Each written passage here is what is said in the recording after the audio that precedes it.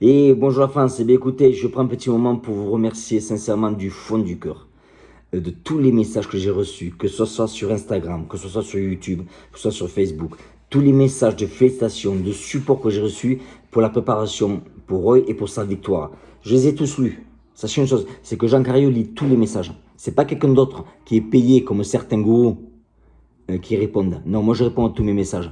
D'accord? Quand je ne peux pas répondre, je mets un cœur, mais c'est pour vous dire que les messages, je les lis, parce que je les lis tous. Je vous remercie énormément encore une fois du support que j'ai eu par rapport au combat de Roy, à sa victoire hier.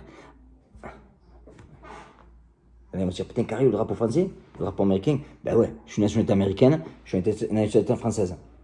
Donc, ça c'est le niveau des corps pour PGE. Alors, je vous remercie encore une fois pour tous les supports que j'ai eus. Le combat était très dur, très très dur. 5 rounds, ça fait beaucoup. 5 rounds, ça fait beaucoup.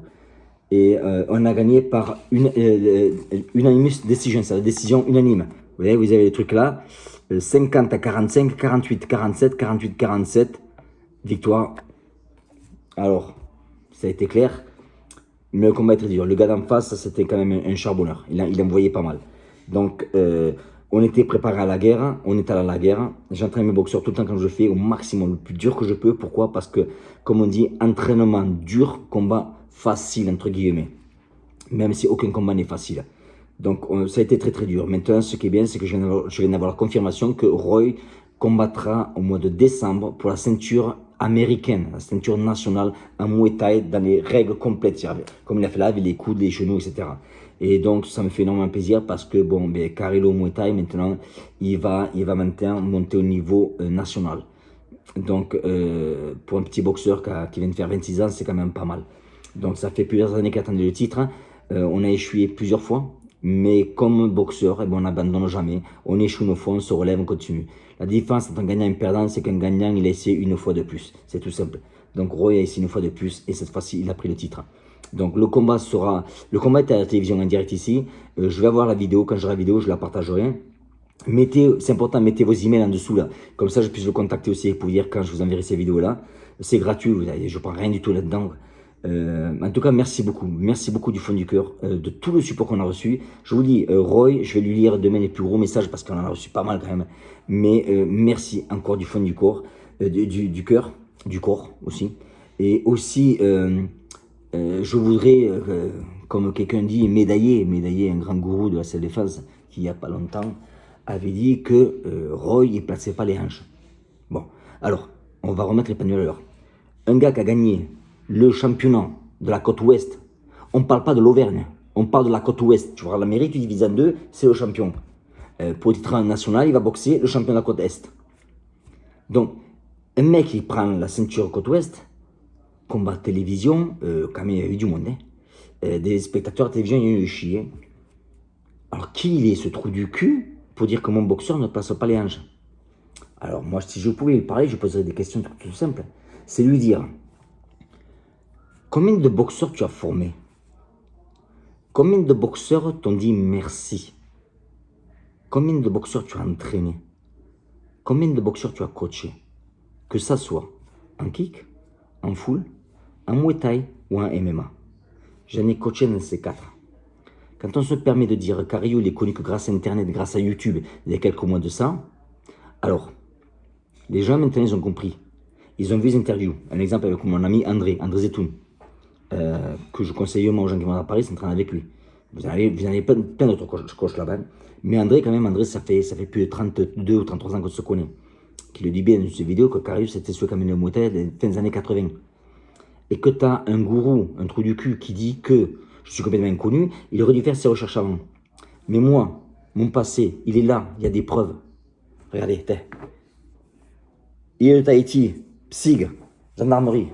Regardez derrière. Ce t-shirt-là, je ne l'ai pas acheté à eBay. C'est le PSIG de Tahiti, je suis allé 4 fois là-bas qui me l'ont offert. Et je le mérite, je le porte avec fierté. Des unités, j'en ai entraîné. Des PSIG, des P2G, antennes GIGN, police.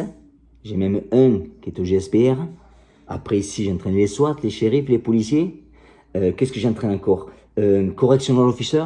J'ai entraîné du monde, mais tout ça, vous le voyez sur Internet, j'ai toutes les preuves, je montre tout. Alors que t'en as qui se permettent de donner des leçons en disant que mon boxeur ne passe pas les hanches, ils ont formé que dalle. Tous ceux qui disent, c'est invérifiable. Tout ce que je dis, c'est invérifiable. Parce que c'est facile de dire. Alors, on va prendre allez, un quelqu'un au hasard, hein, qui dit que je me suis entraîné avec Poubat Noy, avec Roger Pachi. Quel est le problème? C'est que moi, dans le Muay Thai, je suis depuis des années quand même. Donc, j'ai interviewé, vous avez vu, j'ai interviewé les gens que j'interdis, que j'ai pris les questions, je leur ai demandé, est-ce que tu connais? Non, inconnu au bataillon. Inconnu au bataillon. Réponse, c'est, je les connais, mais ils ne me connaissent pas. Même mon fils, il a 12 ans, il ne peut pas dire des conneries comme ça. À 12 ans, hein. Alors, ils font ce qu'ils veulent. Dans la défense de la rue, ils font ce qu'ils veulent. Je m'en bats les couilles. Moi, je sais mon message, je sais ce que je véhicule, je connais mon expérience. J'ai des preuves, je les montre. Quand tu as des mecs qui disent qu'on a entraîné des forces spéciales françaises qui ne peuvent pas dire les noms, ça me fait bien rire. Quand tu vois un gars comme Robert Paturel, il dit bien qu'il entraîne le raid, il était au raid. Robert et moi, on a un ami en commun, un très grand ami en commun, il le sait. Quand je vais à Paris, je vais au raid, je vais voir mon ami. J'y vais. Alors, si Robert Paturel peut dire qu'il entraîne le raid, pourquoi lui ne peut pas dire le nom parce que c'est trop secret? Mais t'entraînes qui? T'entraînes le raid de l'espace ou quoi? Où est-ce qu'on va là? Tu vois? Mon accent doit te faire chier quand même, mais j'espère bien. Vous voyez ce que je veux dire? Et Cariou n'est pas énervé. Cariou, du tout. Je perds jamais comment dire, mon calme. Je ne suis pas énervé, je suis passionné. Je suis passionné. Parce que depuis que le C3 est arrivé quand même, on en a des lettres. On a des colonels de gendarmerie, des capitaines, des lieutenants. On a pas mal de monde. On a des policiers qui maintenant sont en train de confirmer que tout ce que je dis, ça me voit grave. Pourquoi? Parce que c'est un langage que j'utilise, que personne n'utilise. Parce que moi, un mec qui vient me voir qui me dit « Je vais apprendre à me défendre, mais je n'ai pas envie que vous me fassiez du mal. » Je lui dis bah, « Écoute-moi, tu vas prendre notre club, sinon tu vas prendre une caca dans la gueule. » Pourquoi? Parce que pour apprendre à te défendre, il va falloir que tu en prennes sur la gueule. Il va falloir que tu fasses des sparring lourds et que tu envoies que tu reçois. Pourquoi? Parce que la loi numéro 1 dit que tu ne peux pas donner si tu n'as pas appris à recevoir. Point à la ligne. Tu ne peux pas donner si tu n'as pas appris à recevoir. Donc tout, et surtout ces gourous-là qui te disent tu me saisis un, je vais te faire 2, 3, mais tu crois que dans la rue c'est comme ça ou quoi? Tu crois que le gars dans la rue il va te prendre, il va discuter avec toi? Une fois j'ai vu une vidéo d'un gourou, la vidéo avait déjà un petit peu là. Ça m'a fait rire. Il a fait une vidéo en fait, il parlait des gars du MMA. Pourquoi ils mettent tête à tête comme ça, qui se poussent, etc. et qui font ça? Et il a fait une vidéo sur ça en fait. Comment se défendre quand le mec est tête à tête, etc. Ce qu'il n'a pas compris, ça prouve bien qu'il est incompétent, qu'il connaît que dalle.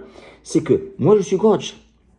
Quand il y a des combats, parce qu'il faut que tu saches qu'avec des combats, il y a toujours une réunion entre les boxeurs, le coach, les assistants, le promoteur et la fédération. Et on te dit qu'est-ce que tu dois faire, qu'est-ce que tu ne dois pas faire. Alors, je t'apprends une chose, parce qu'il ne sait pas lui. C'est que dans les MMA, par exemple, quand tu as une confrontation entre deux, le promoteur va dire, vous pouvez pousser s'il vous plaît, vous pouvez pousser la personne pour monter un petit peu le sang chaud, pour que les mecs achètent plus de tickets.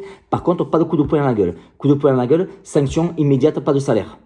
La Roy, il a boxé, on a la réunion qu'on a eue, on nous l'a dit, si un boxeur tape un autre, il n'est pas payé. Ça a été direct. Donc, quand tu vois les mecs se mettre tête à tête, mais c'est pas parce qu'ils sont énervés, c'est parce qu'il faut monter le show. Mais ces mecs-là qui font de la self-défense, comme ce gourou, il connaît que dalle. Alors il voit des mecs tête à tête, il se dit, ah putain, voilà, je vais montrer une vidéo, il faut que je crée quelque chose.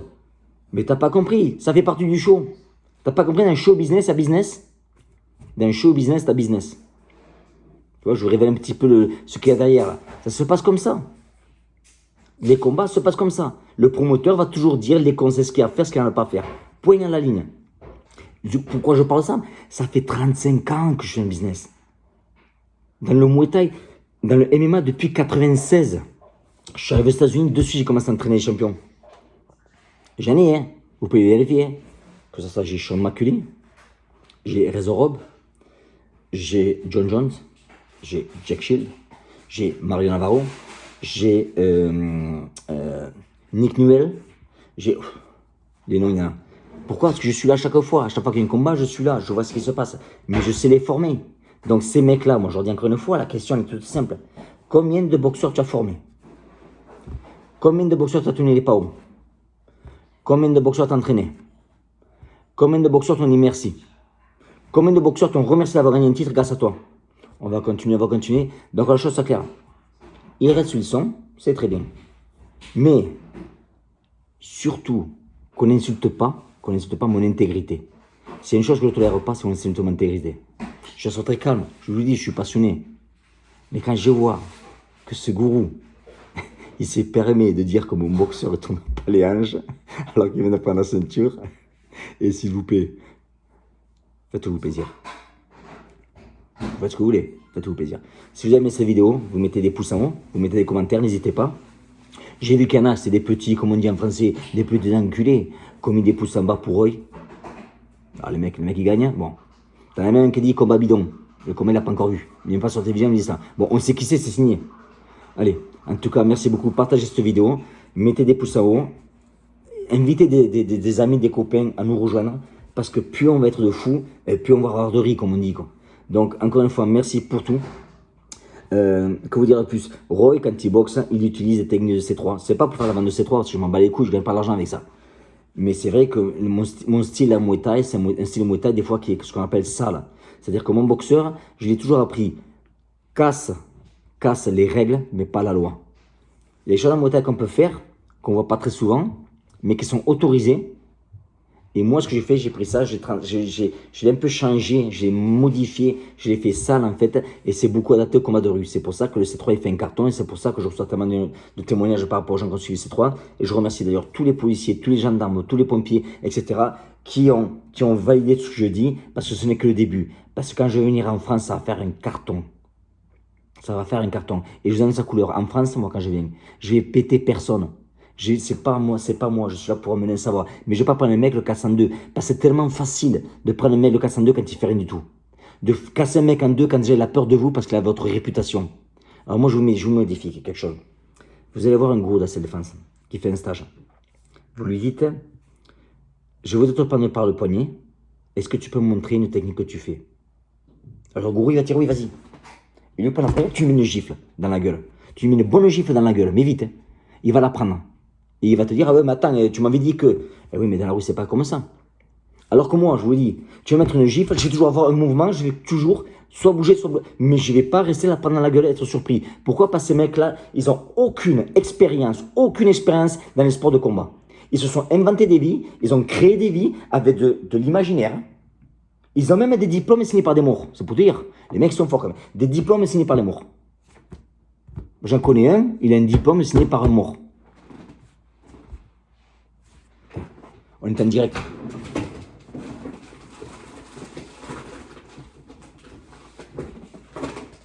Ah, je sais pas là. Ah putain. Il faut faire du travail. Hein.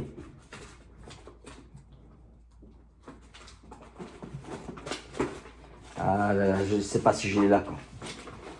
Ah, je l'ai pas là. Putain, je vous avais montré quelque chose là.